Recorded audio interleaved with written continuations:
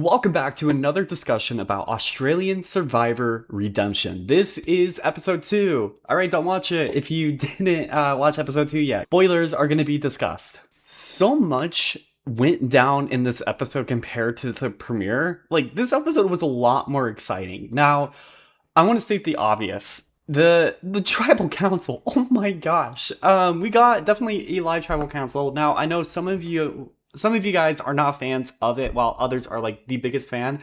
I actually lean towards that. I am a fan of live tribals as long as they don't take such control of the game where it's like every single tribal is a live tribal council. I think something like this does make it fun and exciting. And we say that we don't know what's going on. We don't know what's going on. But like the reality is the players don't even know what's going on. So that's why it's being edited the way it is. And it's also at a production standpoint, it's almost like impossible to capture all the audio and dialogue that you need to figure out who is going out. The dynamics of the pre-merge tribes are very interesting. It's very fluid. When we talk about these veteran players, we have Harry and Simon, and we have Brooke and Mark.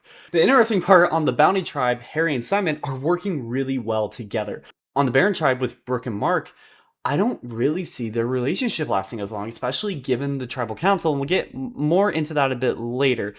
But also, as a culmination, these veteran players are really taking control of the game. Now, the benefit is that, some players never been on reality TV, so they're starstruck. Even the players that have been on reality TV, whether it be Big Brother, The Traitors, or whatever show that they've been on, they're also starstruck because these people have been around since 2016. And arguably a part of some very big seasons like Titan vs. Rebels and Heroes vs. Villains with returning players as well. Obviously right now the veteran players are taking control, but I'm also noticing a shift. Now on the Bounty tribe, it's pretty obvious. Lottie sees through Harry pretty quickly, but also Harry sees through Lottie, and so now we're gonna get this Titan versus Rebel of Kirby versus Ferris, but now it's Harry versus Lottie. I don't know how long this rivalry is gonna last, but I hope it lasts a long time because there's nothing better in Survivor than rivals that have to work with each other and then also try to take each other out at the same time.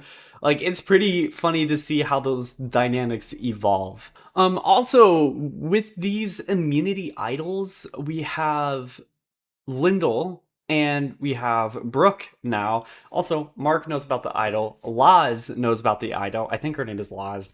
There's so many people right now. I'm terrible with names. Gosh, I'm like Daniel. But they're supposed to swap the idols. We know the idols are secure now, but throughout all episode 2, you were wondering if it was going to happen at the reward. And then if it wasn't the reward, which it didn't happen, then it had to be at the immunity challenge. But then it was too difficult because of where people were placed in general. But in the episode 3 preview, I think there's a chance that they will swap the idols, but it seems like the challenge designers know that this twist exists and they're kind of purposely making it a bit more difficult because I think production wants the TV moment of these players being caught. I think. Now, I know production doesn't really interfere like that, but production will create a TV moment because guess what? It's reality TV and you need a TV moment to create engagement and keep up that viewership, especially with JLP being fired. I'm sorry. That was insane of me to say, by the way. Also, that reward challenge was awful. It was boring. I'm sorry. I just I love a good wrestling physical challenge regardless if it's reward or immunity, but this one just didn't have the sauce. It was just very bland. I would have preferred a UFC fight and bloody noses, but I guess this one will do. But actually I was more engaged with the immunity challenge this time around, especially when they have to climb up and place the blocks to spell immunity. I was stressed out watching that, by the way. I always enjoy watching the Survivor challenges, but sometimes there's Survivor challenges that you get hooked on it and you're there's no way they're gonna possibly do that. I was stressed out in it. Also, shout out for this immunity challenge that it wasn't really that physical. It was more of a collaborative immunity challenge, which is super cool.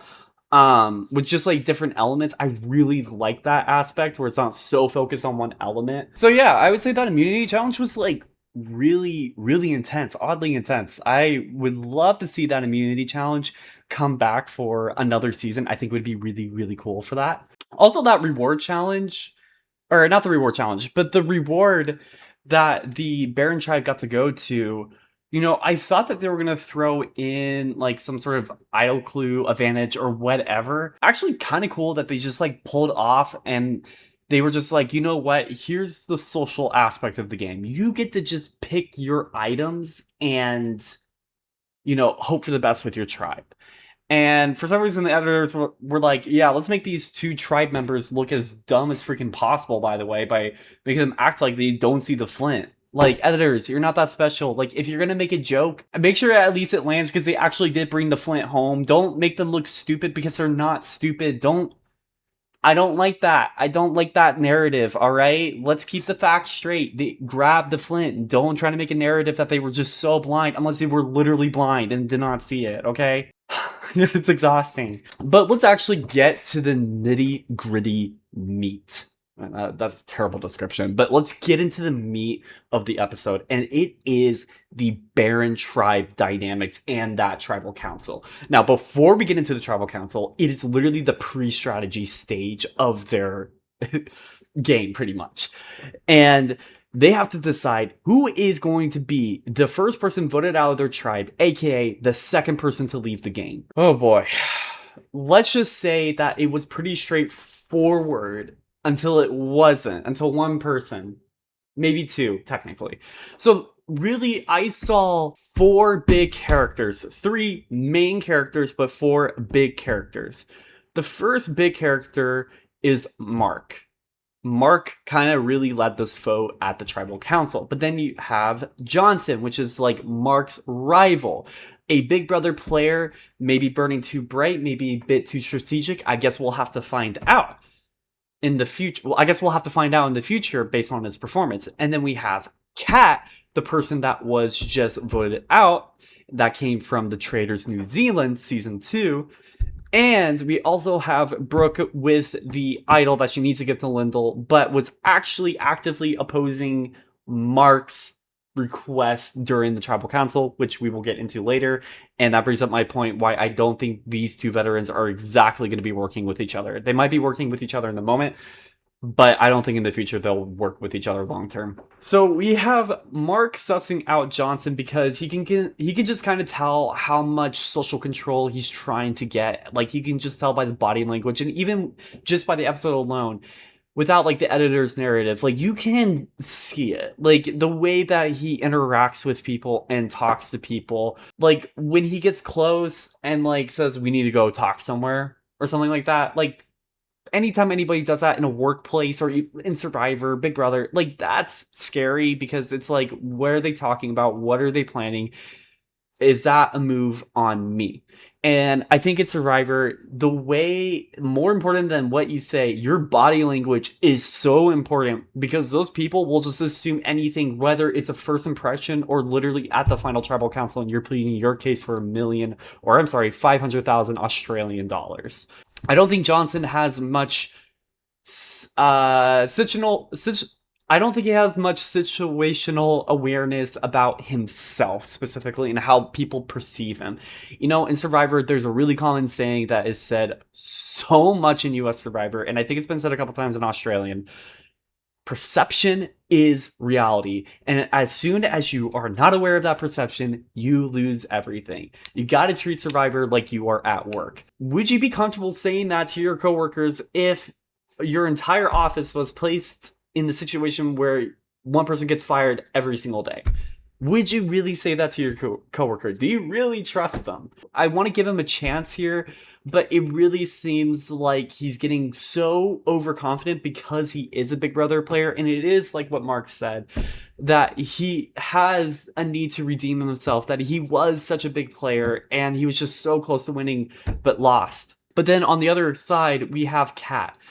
Now, Kat is also another player that is like Johnson and is also like Mark and, wants to redeem herself and become this big character. Although she was one of the biggest characters in season 2 of The Traitors, it's like, how do you balance that in Survivor so people don't think you're overplaying? They may like you, but do they want to keep you because you're overplaying, you're being over the top, or are they going to take you out because you're being over the top? And that's Kat's big problem, being too much of a TV personality. I'm a fan of Kat. I actually never saw season 2 of The Traitors, but I just know from watching the episode that she was a very big character for her season.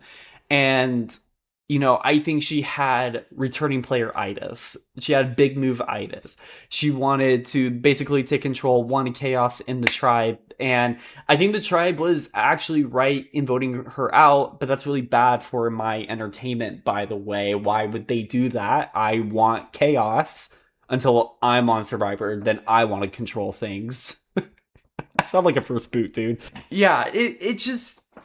Kat and Johnson are like playing very strangely similar games, but Johnson is just way more toned down, to put it that way. Yeah, and then there's Don. For some reasons, the editors were painting him as like freaking stupid, by the way, that he was like, bro chacho, we gotta build the shelter, we gotta do things, and like Johnson's like, shut up, play the game, stop telling us what to do. Like, that's really interesting, because then when we get to the tribal council and like people start calling out Johnson left and right, by the way, very spicy tribal council, Don is like clocking Johnson and being like, why did you think I was stupid? Like, I know what's going on. I'm like, where was this Don edit? If he's the brother of Matt Roger, why is he not getting a better edit? I hope in episode 3 his edit starts to become better, because I was like not a Don fan. I was like, Don can go home first in the tribe, I don't care. But now I'm sitting here at this tribal council and I'm just like, I don't know if I really want Don to go home, because like he kind of got a little bit spicy at the tribal council. But also, that tribal council, let's get into it. Yeah, it was a live tribal council, but it was like really the first tribal council in a long time. And I actually don't remember the last time I see the tribal council like this, where people were just calling other people out like crazy. And actually, I don't know if there were scenes in Survivor 49 that were like that, but definitely Survivor 46 was 100% like that. I really like these tribal councils because they just blow up the game, and what the players think are comfortable, their plans are ruined. And they have to figure out what else to do. And unfortunately, Mark saw what Kat was doing, which was causing most of the chaos, and eventually snuffing her torch. Now, Brooke was like, I don't want to do Kat, I want to do Johnson. And realistically, I'm not like fully against Brooke's idea of actually taking out Johnson, mainly because he has a trio alliance. But there's not much I can say on it, because like we need the next episode to develop on like whatever this is. But I really think her not exactly wanting to go on Mark's plan, I think Brooke is going to eventually take a shot at Mark. Overall, this episode is really, really good, and I think this season is shaping up to be something really exciting here. There's a lot of different exciting elements. I do worry in the future, with already such a big character of Kat going out, how that momentum is going to go on the Baron tribe. Right now, the Bounty tribe, I'm not exactly worried about. There's still a lot of interesting things. Baron tribe also has a lot of interesting things, but are they just going to take out their biggest characters right away and make their tribe fall flat? And is Bounty as well going to follow suit? I don't know. It's only episode 2 of probably 24 episodes here. But hey, if you liked this episode, make sure to comment down, subscribe. All right, like the video. We got Survivor 50 premiering tomorrow, and I will be discussing it and talking about it with a very late night episode. All right, guys, I will see you on Thursday for Australian Survivor Redemption, because obviously Survivor 50 is a little more important than Redemption. All right, I said what I said. See you all.